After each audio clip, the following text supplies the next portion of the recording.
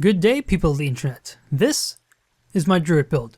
Months ago, when we heard Hearthorns come out, never did I think I was going to be playing Druid or have this much fun playing it. I've whipped up a build with some help from friends for Druid that is made specifically for the new raid. Oh god, what's it called? Spirit Vale? Hey, you get away. Forsaken Thicket, the first wing with Spirit Vale. This build is made specifically for your first boss in there, the Vale Guardian. Me and my guildies, we just recently killed the boss, so that's why I'm making this video, because it's proven this build now works. So, that being said, I have not played this build in the open world. I don't know how it will do there. You'll be fine because it's the open world, but this was mainly made for the first boss encounter, the Vale Guardian. Also, this build is a kind of DPS range with heavy support capabilities. So that's why it's Druid, but if you're familiar with my versatile longbow build, this is going to be very similar to that. It's just going to be a couple things are going to be different. Armor, the skill bar, as well as one trait line. Everything else is fairly similar. So, usually in my videos I'll have the little corner footage being the gameplay, but since this was the raid and that's what this is supposed to be, big footage here is going to be the raid. As you can see, little corner is going to be me talking about the traits and whatnot, so that'll be there. So, also on the side are all the annotations taking you to the part of the video that you would want to specifically see. So, starting out, let's look at the armor. That's it, armor. So for this, I'm running Marauder's armor because with Knight's armor, I had too much toughness. So Marauder's gives me that Zerker stats plus some more survivability. And my stats over here are a little skewed because of food that is on. So Marauders. Weapons are kind of a hodgepodge of stats just because I have a soldier's bow because of my previous build. But then I have a Valkyrie's staff just so I can have some power in there, plus get some survivability plus some damage. But you can use any of the other power main stats. That's mainly the equipment you want to use. Zerker, Valkyries, Zealots, that kind of stuff. Avoid soldiers so you don't have too much toughness during the fight, unless you're going to be the tank for the fight. And for weapons, that's all you want to use. You want to use the shortbow and staff because you want ranged DPS plus the supportive capabilities and movement of the staff. Accessories are full Zerker, except for that one ring that has Valkyrie on it, but not much of a problem. I'm still running runes of the Ranger because there are no power runes that are decent for this build, but you still get the 7% damage increase with an active pet, which we will almost always have up. Then the precision and ferocity is good. Sigils. The bow is still the same. Sigil of air, sigil of purity. You can, just for this fight, you can switch out the purity for like fire or something, just because there are no conditions you have to worry about. And then the staff, I put energy on there because I'd be swapping to it, have that stamina up. And then I just threw water on there because I thought, I'll be attacking the boss, maybe I'll proc a hit and heal everyone around there too, so. That sigil you can switch out if you want something better than water. That covers the equipment. Like I said, any power equipment is what you want. So, moving on to the traits. For the trait lines, we are running Marksmanship, Skirmishing, and Druid. These Marksmanship and Skirmishing, they're the exact same as the versatile longbow. So, Marksmanship is up, up, down.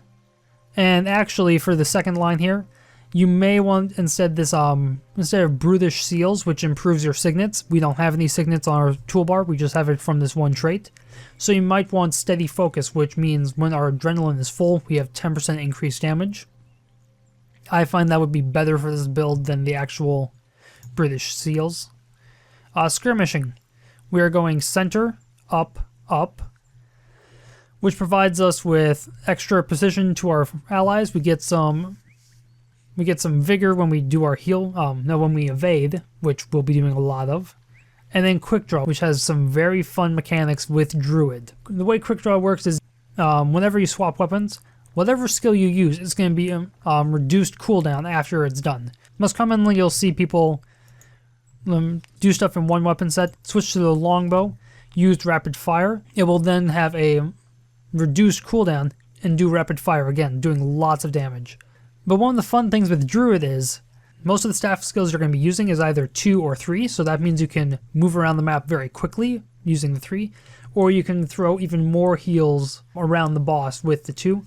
But very fun thing, the celestial form for actually being Druid acts like a weapon. So you switch into celestial form, then whatever skill you use first will have a reduced cooldown, which means if you do skill 4, which pumps up the healing around you as well as some aspects of your Druid trait line, you can do that twice, making sure that they have a damage bonus for most of the time. So let's talk about Druid quick. We are going center, center, up. I'm going to explain for the trait line for each of these why we're going that. We're going center here on the first one because compared to the other two, we don't need to stun break, we don't need to remove conditions, and then the other one just improves our staff, which is really good because that means we can do more movement with the skill 3 or more heals. But running around with the middle skill, Cultivated Surgeon Synergy, it heals you and your pet and then all your allies around them when you pop your heal skill. And our heal skill already heals everyone around us, so that means they're getting a lot of healing, plus your pet's going to be on the boss, you should be in the back. That means you're providing healing to a lot of allies, bumping up your celestial form. Next we have the middle skill, which means every time we activate a glyph, we drop down the seed that will then heal our allies and provide a light field, which is very good because we have 4 glyphs on us, which also the trait reduces its cooldown for these, which makes them very quick to activate, as well as many of them are very key to the fight. Last skill is the Grace of Land. This means every time you use a celestial skill, your allies will have increased damage output. Now, you don't have to be in celestial stance in the celestial form avatar to actually have this trait proc. Every time you pop one of your glyphs, it drops a seed. When the seed pops, then all your allies who get affected by that healing seed will get the Grace of Land. Will get the Grace of Land boon on them because it is considered a celestial avatar skill. So that covers traits. Now the skills. As you can see, we are running Glyph of Rejuvenation, Glyph of Tides. We're running Frost Spirit for increased damage, as well as Glyph of Empowerment, which also increases damage. And our elite is Glyph of Unity. For the fight, I highly recommend you need all this, keep it how it is, because the heal does healing around you, has a low cooldown. The utilities are used for increasing the damage, that would be Empowerment and Frost Spirit. And then the Glyph of Tides actually helps you move the red sparks out of the AoE so you don't get down there. Also, on your longbow, your point blank shot can be used to knock the red sparks away from the green fields. The green fields, I refer to them as either landfalls, sizzle spots, or lightning fields. Most commonly, you'll hear me say landfalls. For the elite, I took the glyph just because if it was low cooldown, I could dish out some damage, but when in celestial form, I could do some healing to my allies. Plus, it also drops a seed after you do it.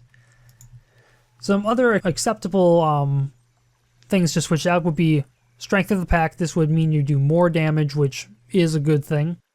And Entanglement is another good one. It keeps the red sparks where they are so they don't come towards your landfall, and it's also on the low cooldown. So, we also have some pets. For the pets, we have a Fern Hound and a Black Panther. Just a Jaguar. Okay. So the Jaguar is our main source of pet DPS. This one has a really good output of damage. Plus, I do believe when you stealth, it increases the ferocity done. I'm not 100% on that, but I've just heard that's what happens. We have a Fern Hound with us because when you actually put it on the boss, it has the potential to actually knock down the boss, causing, with the possibility of pushing its break bar, if it actually is timed correctly, but mainly, the F2 is the regeneration skill, which means when your pet is on the boss attacking, if you pop this, it will heal all the allies for 1,000 plus give them regeneration, which means both of those are considered you put them out, which will boost your celestial form immensely. So you do want to be cycling your pets because the Fernhound is good damage-wise, but the Panther is much better for damage output. So constantly cycle those pets, make sure that they're kind of on the rotation and they're always up. So tips and tricks. Now if you're familiar with my tips and tricks from the versatile longbow, certain things you're not going to be able to do in the raid. The tonic glitch where you can pop your pets out to like quickly get them out, not going to work. You can't use throw on a bundle in mid-combat to proc your Fury and Swiftness. That won't work, but there's still some good things to note. So, mainly I'm going to be talking about how to play this profession play this setup in the raid. Main purpose of this build, support from range, dealing damage as well as providing heals.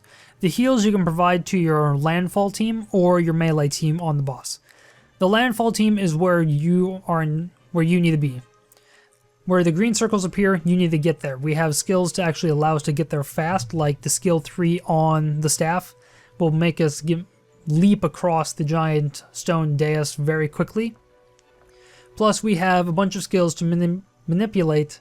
We have a bunch of skills to manipulate the red sparks, whether it's through knockbacks or immobilizes. And your main concern is to keep the ranged team alive, which should be going towards the landfalls and then doing stuff there. So when you're actually in the landfall and you're waiting for it to finish up and not kill your whole party, I would suggest popping your skill 9. I would suggest popping your Glyph of Empowerment skill or your Glyph of Unity, because that will put down 2 seeds, allowing your allies to do more damage. Plus, if you actually have time and you have the Celestial Avatar available, switch into that and then immediately start doing skill 4, because that will provide a bunch of healing to your landfall team.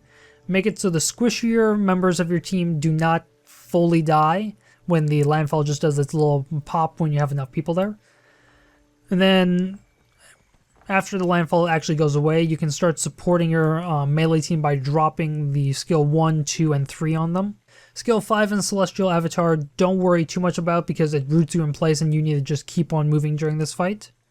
When the boss actually goes to its splitting phases, where it goes to the center and becomes the 3 different colors of red, blue, or green, you can go to any of the bosses because your main purpose is providing not only the DPS of raw power damage, but also supporting your allies and increasing their damage.